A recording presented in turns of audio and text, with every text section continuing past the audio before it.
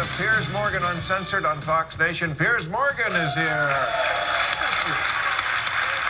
And she's a Gen Z columnist at the New York Post and host of the Lost Debate podcast. Rikki Schlott is on our show for the first time. How you doing? Excellent. Thank you for having me.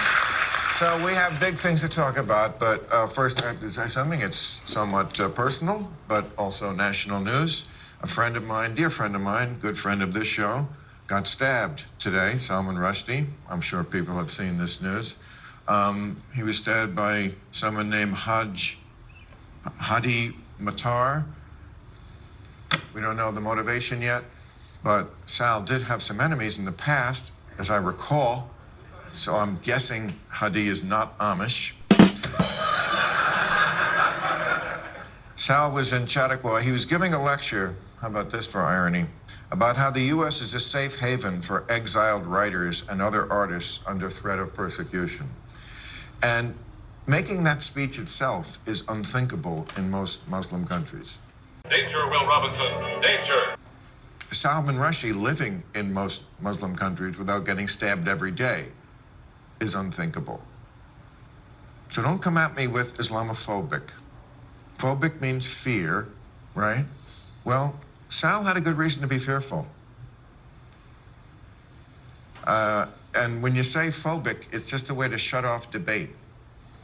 You know, they use transphobic, Islamophobic, and we should have a debate about this. Sorry, but, you know, these things don't go away. Islam is still a much more fundamentalist religion than any of the other religions in the world. And that means they take what's in the holy book seriously. And that has been dangerous for a long time. It's still dangerous. The way I perceive things in the Quran is not about killing infidels or But you have read it or in there. homosexuals. Of course I read the Quran. And you've read those passages. Yeah, I've read those passages. And what did you think when you read them? No, but I explained those passages within the time in which they emerged. But that's not how people read holy books. People don't read holy books and go, well, that was good for then. People read holy books and go, this is the word of God, it's forever. No, I don't That's agree. how most people do it. No, I don't agree. This was 1989 when he was first threatened. You know, they say we have a long memory. We just got Ayman al-Zawahiri. We were bragging about, oh, we can't get away from. They have a long memory too. So, what are your thoughts on that?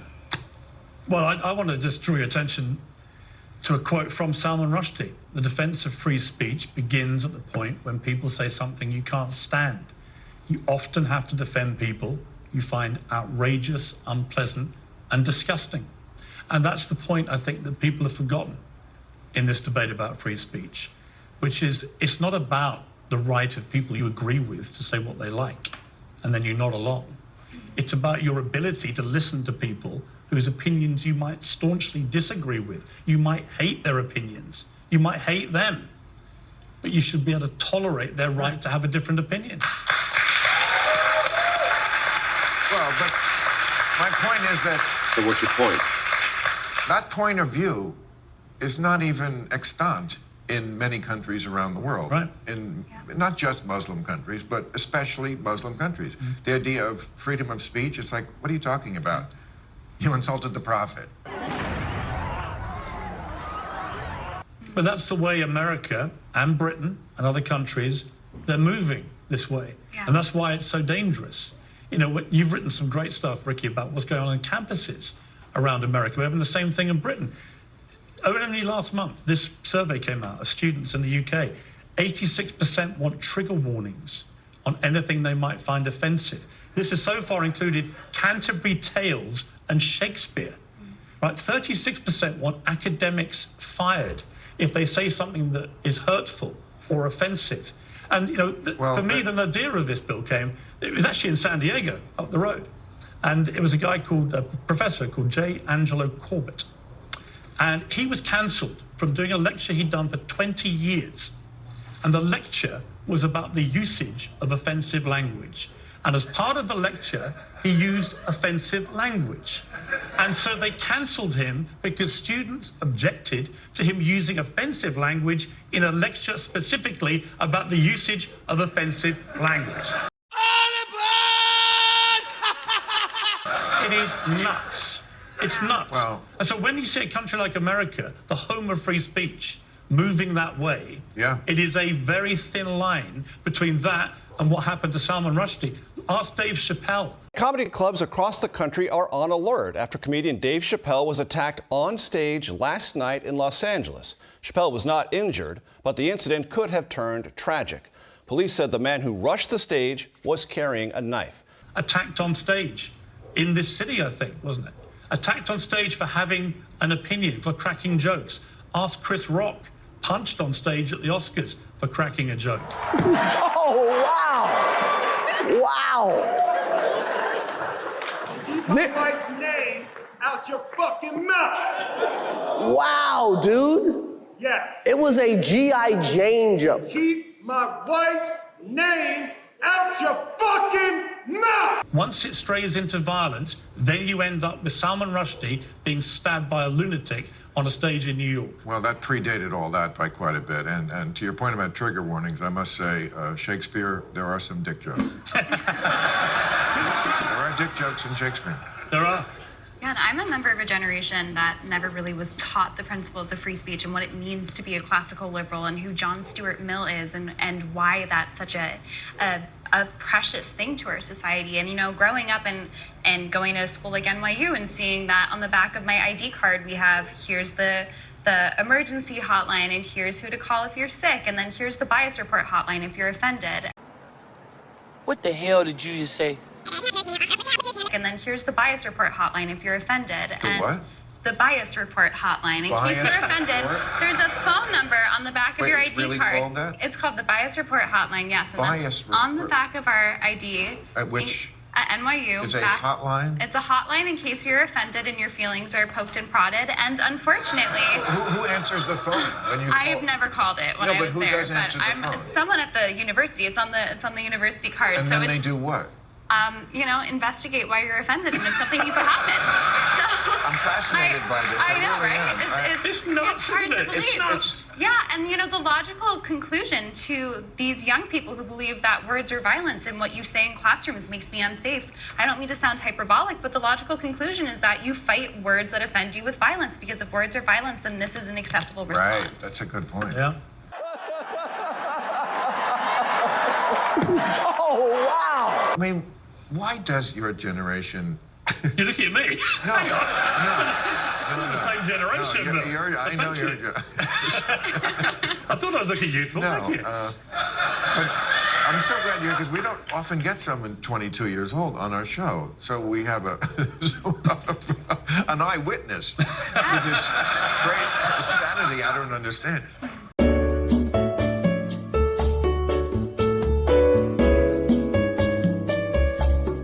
I mean, first of all, why all the anxiety? Where does the root of that? Why are they so anxious?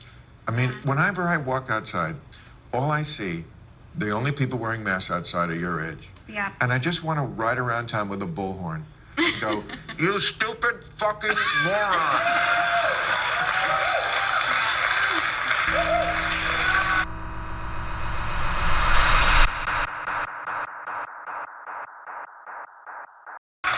You're 22. You're not going to get it anyway. You couldn't get it outside if you tried. It's... Yeah, I mean, what is the root of the anxiety? I mean, we're the coddled generation. Our parents were like wiping us down and not letting us get germs on our face when we were toddlers, and it's continued with all of our teachers saying, you know, if your feelings are hurt, like, let's talk it through, and like you don't need to resolve conflicts on your own. Mom, can you get me some weight gain 4000? Okay, Eric. I'll get you some at the store tomorrow. But Mom, I need it for tomorrow. But tomorrow is grocery day, Eric. Mom, Okay. Well, I guess I'll be going to the store now then. And if you're anxious and you feel Right. this way, that's always valid. There's never a chance for personal growth, for learning from mistakes and fumbling and falling. We've been coddled, and I think that's kind of the logical conclusion. Is now we're all very anxious because There's the real also world a celebration. doesn't do. I failed my driving test for the 5th time. I'm so proud of myself. So what are you talking about? You failed your driving test 5 times. You're a loser. The who? The her. Have better lessons, right? Why are you proud of yourself? So it's that mentality where the more you can play the victim, the more the group around you goes, oh, you're fantastic, you're a winner, you're heroic. No, you suck. You suck. The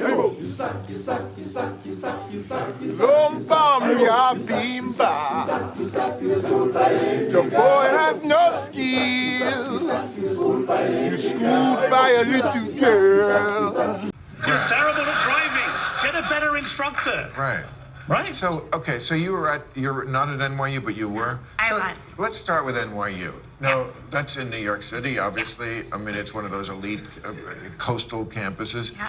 How many, do you know, can you guess how many of the colleges in America are kind of like that? The thing with the bias card? I think it's a very small percentage, but the It kids is. that come out of these schools have an Right. outsized influence on society, and then we Right. end up in corporate boardrooms crying at HR and changing the corporate setting.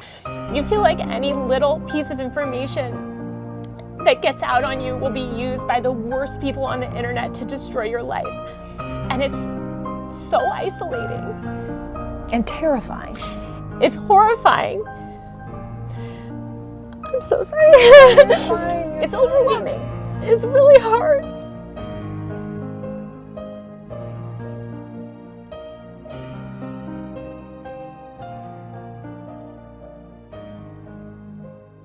Or, we end up being the world leaders and changing the laws to make us feel better, or to make hate speech or certain words illegal or offensive just on that basis. So I think, even though it's a very small group of kids that are coming out of these elite institutions, Right. it's really shifting society in a very serious way. I think you're dead right on that.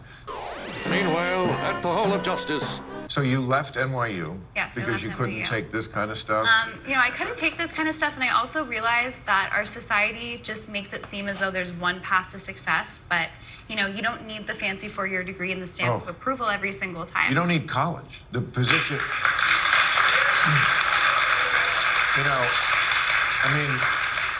the Democrats have a position which is like the more education you get, always the better. The more time you spend in a classroom looking at a blackboard, and the position of this show has always been, let's not make college free. Let's make it unnecessary, because it really is unnecessary for most jobs you do. Op 4 is eliminated. Be all that you can be. You did it, sir. Outstanding. Get an edge on life in the army. But I want to... When you were at school, like, you're in a dorm? I was for a year. Okay, who cleans the dorm? Us. The kids themselves? Oh, yeah. No one was cleaning our There's no maids? No. No housekeepers? No, it's not that bad. No. Oh. No. Although my Damn, I freshman was year, hoping to get them on that one. I'm sure there's some school where you could get that. I'm sure there's a sorority I feel like house I've read somewhere. that a lot, that these kids who are at school complaining about privilege, and then they have someone cleaning the bathrooms. Yeah, not in my school. Maybe the communal bathrooms, I'm not sure. We had like an apartment style because it was New York. It might have been different. But That's NYU. At NYU. So are you going to go back to college? The jury's still out on that, but for the time being, there's something to actually going out and doing the work that you want to do and learning on the job. And, for now, I don't need that stamp of approval. I'm having more fun paving my own path and doing my own things. What do you need?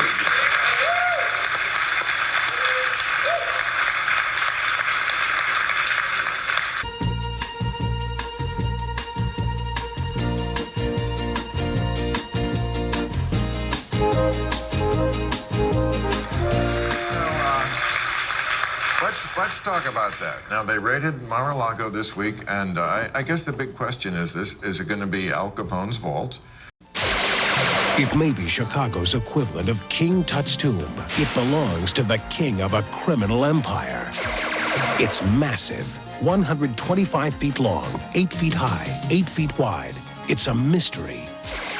What secrets lie hidden inside Al Capone's vaults? Find out when we open it on live television. A world premiere event, Treasure Vault or Tomb, the mystery of Al Capone's vaults. Tonight at 7, only on TV9. It's not really what was in the safe. It was what was in the boxes, which they took away today. And we're learning more about what's in there. It sounds to me, look, I had them look into this today. How many things are reported as classified? Because this is classified information. He definitely shouldn't have had it, no matter what it was. But they classify a million things. There's 1.3 million people who are allowed to look at top secret. So, but then there's actual top secret stuff. It sounds like some of the stuff he had in there. What is your guess as to how serious this is? Is it going to justify this raid, or is this going to be a political nightmare? Well, at the moment, the suggestion is it's not really about the classification so much as the specifics of, for example, him violating potentially the Espionage Act. One of the things that has been most shameful, I think, about the Trump years, we're talking about anti-Trumpists here during the Trump years, is their constant soliciting of these cultural monopolies, to soliciting them to crack down on their rivals, on the on people they disagree with. Yeah, this is like crazy. I mean, it's Cold War behavior. If that is what turns out to be the case, that is clearly serious. But as always, with everything to do with Trump, there is a tendency from those who don't like him, which is a large number, to what my grandma, not least in this audience, I suspect, to what my grandmother would call over-egg the souffle. And that can be a problem because it can play into his hands. So I think you take a swing this big, you do an unprecedented act, you go and raid Mar-a-Lago with over 30 FBI agents. If you go back and read about the culture war, the Cold War climate, and ignore McCarthy and look at all the other stuff that was going on in America back then, it was scary. And we are heading right towards it again right now, is what I feel. So you've got to land a big punch in terms of evidence, but he actually nails it. It is unprecedented because he's unprecedented. True. Yeah, true. He's an unprecedented. Yeah, but Bill, here's my point. I remember the day after the election, 2016, I went to the Knicks basketball. I'm an LA Lakers fan. Don't get too... I went to see how the rivals were doing, and Chris... You don't know anything about basketball. You don't know a Lakers fan. You don't even know where they play. I love the Lakers. Don't. And Chris Rock was at the next table in this little area, the restaurant room. And we got talking about the election result. And he said it's a lot of interesting things about it, but the one that really stuck with me, he said, the problem was they over-demonized him. Bingo! Bingo! And he said, if someone's killed 9 people, you don't need to go around constantly saying he's killed 10.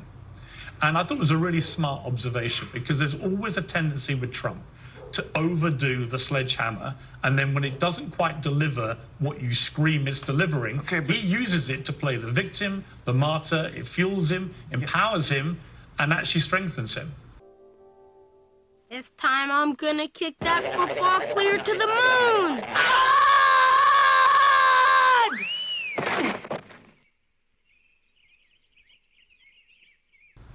Yeah, I think this will be a really interesting set of revelations that'll come out from here, because I think you have the group of Trump supporters who, no matter what comes out of these documents, he's a guy under siege by the FBI. But then you have a huge swath of more conservative people in this country who were ambivalent Trump voters, and I think they could flip one way or another on the basis of this. But based on the preliminary reports that there are nuclear... The launching of a nuclear arms race and insisting upon nuclear...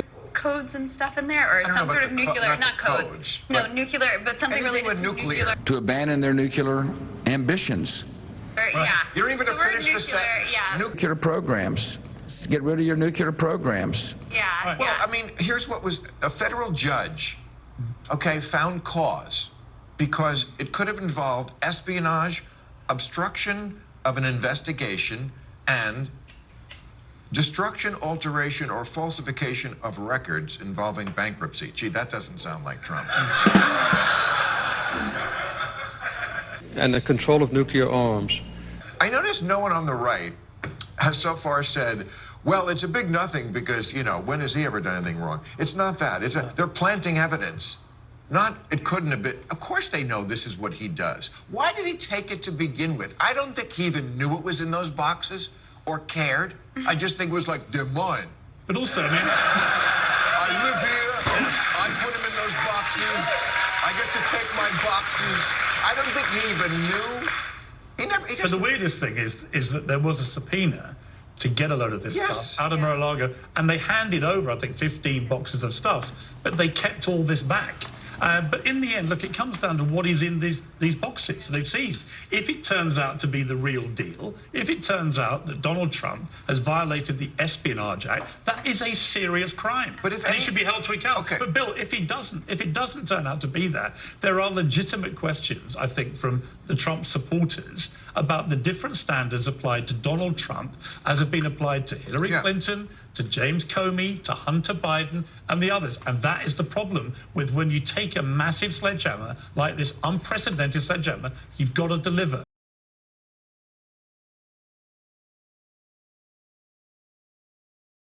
But if anybody else, if the president really is not above the law, if anybody else walked out of the White House with that amount of classified information, even if it wasn't that top level stuff, they'd be in jail. Yep. Okay. Well, they'd be fined, certainly. Well, they certainly wouldn't be let go. It wouldn't be a cause celeb. I mean, the problem here for me, and again, I think they had to do this because, look, I got to think that Christopher Wray, the head of the FBI, who Trump appointed, I think he's a solid guy. Merrick Garland, I mean, sure, he's got a few axes to grind. But I think he's this very serious guy. I just don't think those two people would have signed off on this if there wasn't reason to do it. I don't think they wanted to do it because because it's just like, and it's like Trump, he did sell his soul to the devil because he is the luckiest man in the world. His fortune was finally falling. The big lie was finally losing momentum. Let's start with the big lie. Donald Trump's big lie. It comes back to the big lie. Spreading his big lie. By the big lie. The Republican big lie. When he set up his big lie. Depend on this big lie. Continue to believe in the big lie. The big lie is To turn the big lie. stood up against the big lie. The Republican big lie. Otherwise, this big lie is To point out that the big lie. What lead manager Raskin referred to as the big lie. He is still pushing the big lie. Or taking the big lie. The party of the big lie. Donald Trump is employing Goebbels' big lie theory. The big lie is, unfortunately, alive and well in the fever swamps of the far right. DeSantis was beating him in the polls. You know who hates this more than anybody? DeSantis. DeSantis, like, I had this in the bag, and now I got to run against President Martyr. And this is saving Trump politically, because now, of course, all the Republicans, what do? It may be what, of course, Joe Biden would secretly like. He might want to face off against Trump again. Yes. He might think. As so he's behind it. Is that what you're saying? I'm not saying. Because they will run with any more conspiracies.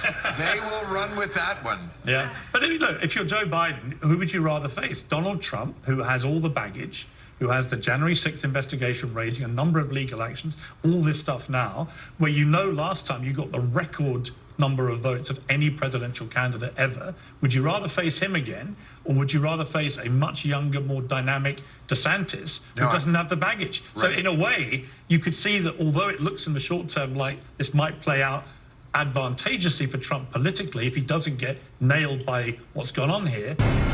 December 1st, 2017, you can mark it down. This is the day that everything changed. We begin with the bombshell. The beginning of the end? The beginning of the end. The beginning of the end. The beginning of the end. The beginning of the end. The beginning of the end. It's the beginning of The end. The beginning of the end. Another bombshell. Bombshell. Bombshell. Bombshell. Bombshell. Bombshell. Bombshell. Bombshell. This is a bombshell. It is a bombshell. Trump is in big trouble. Trump's in a lot of trouble. It's a sign of a terrified old man who feels the walls Closing in. The walls are increasingly closing in on him. tonight. The walls are closing in. today changed everything. This is the beginning of the end. Actually could work in Joe Biden's favor in 2024.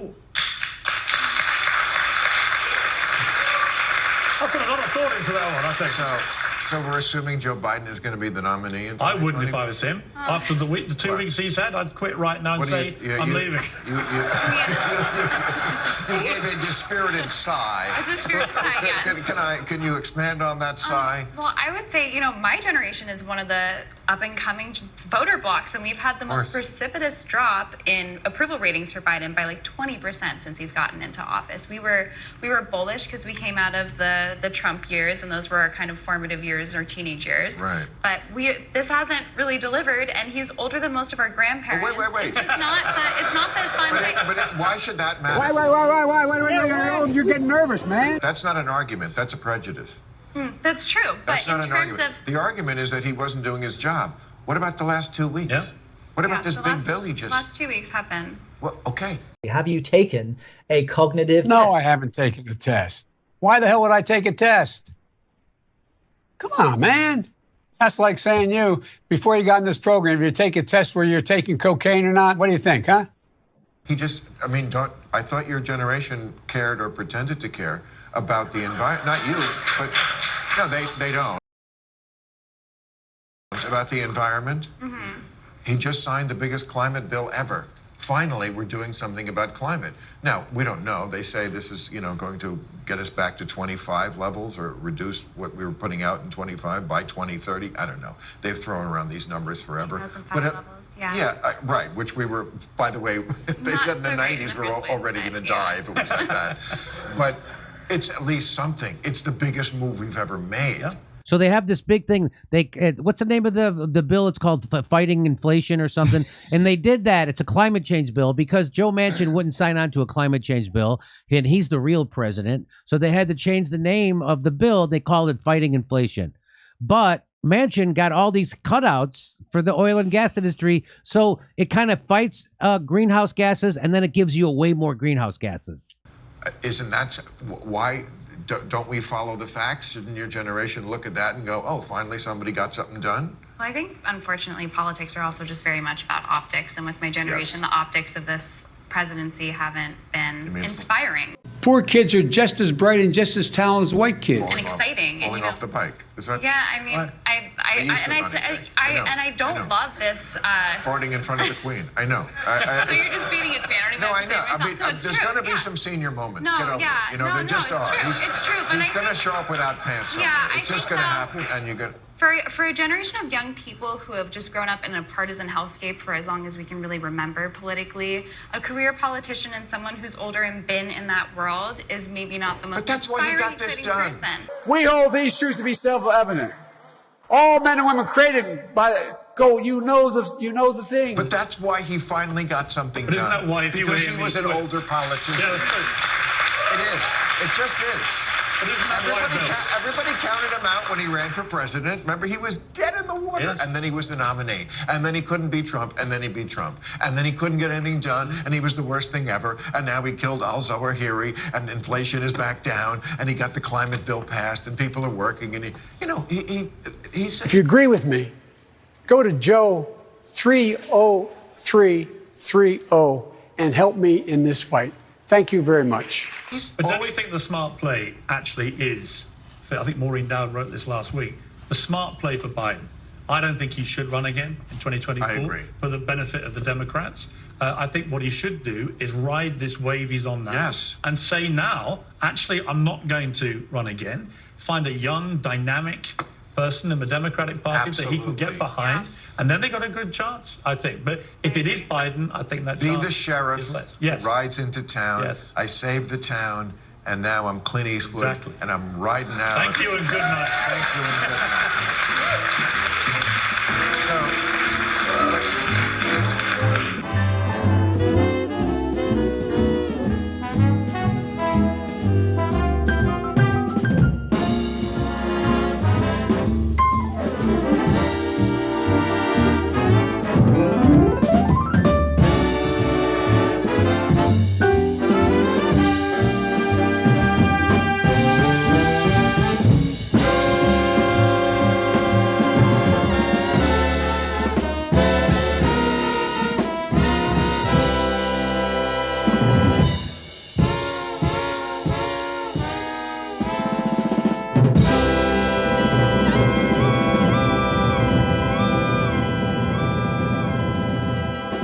Paul Gosar, he's a crazy Republican congressman from Arizona. He says, his quote was literally, this is a quote, "We must destroy the FBI." somehow the Republican Party, the same thing with the Capitol riot on January 6th. Like, wait a second, the police are the bad guys and the rioters are the good guys? Well, how do you go from wanting to scream abuse at anyone who says defund the police to then saying defund the FBI, who are elite police officers? I mean, to me, there's a double standard there anyway. Well, I don't know.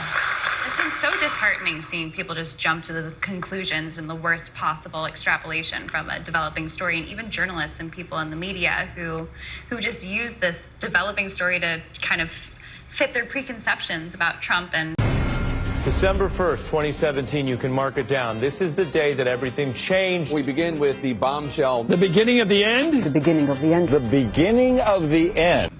Potentially politicizing the FBI. I mean, it was really disheartening to watch. I'm not in a great mood about security people today after seeing Salman Rushdie get stabbed, and it was like going on for like 20 seconds before anybody No one helped. You know, it's like so many people in this country are cops or ex-cops, or so many people have security written on them for a country that has so little security.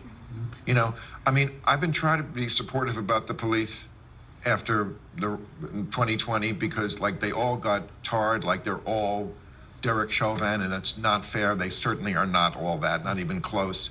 But come on, after Parkland and Uvalde.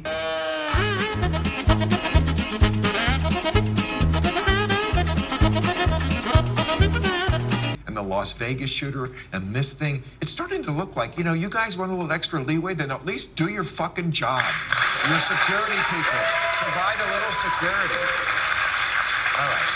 Time for new rules. Was there a school officer on campus, and was that school officer armed? Because that's what we've been told. So at this time, no. Come on, bitch, you tricked me. It was a trick. Hey, stand by, hey. We need specialty equipment. The suspect is deceased at this point. At that point, we had a tactical team arrive as well.